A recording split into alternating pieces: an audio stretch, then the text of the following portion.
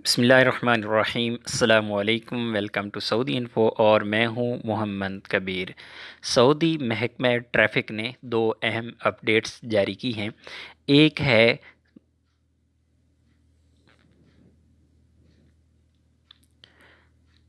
मवाक़िफ़ यानी पार्किंग के हवाले से और दूसरी है पैदल चलने वालों की। तो सबसे पहले हम बात करने वाले हैं कि ट्रैफ़िक पुलिस ने इस चीज़ पर पाबंदी लगाई है कि कोई भी बंदा अपनी गाड़ी मस्जिद के करीब गलत पार्क ना करे।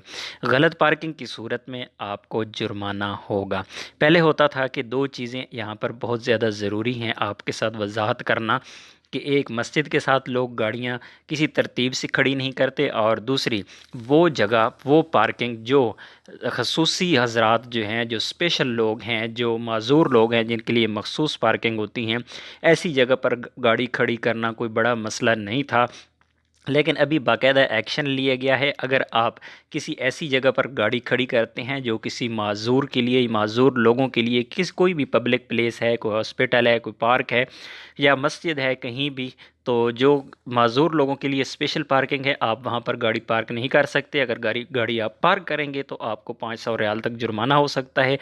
और इसी तरह अगर आप मस्जिद के बाहर नमाज के लिए भी जाते हैं तो आप अपनी गाड़ी एक तरीके के साथ बाकायदा जो पार्किंग बनी हुई है वहाँ पर आप सीधी गाड़ी खड़ी करके जाएंगे, क्योंकि सऊदी ट्रैफ़िक पुलिस का कहना है कि रोड इस्तेमाल करना हर किसी का हक है, और रोड में रुकावट डालने वाला कोई भी बंदा, खिलाफ वर्जी करने वाला, इस किसी किस्म की माफ़ी का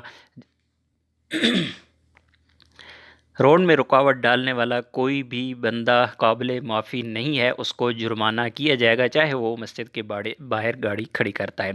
और इसी तरह ये भी कहा गया है कि जो पैदल चलने वाले लोग हैं उनके लिए मखसूस रास्ते हैं रोड क्रॉसिंग के।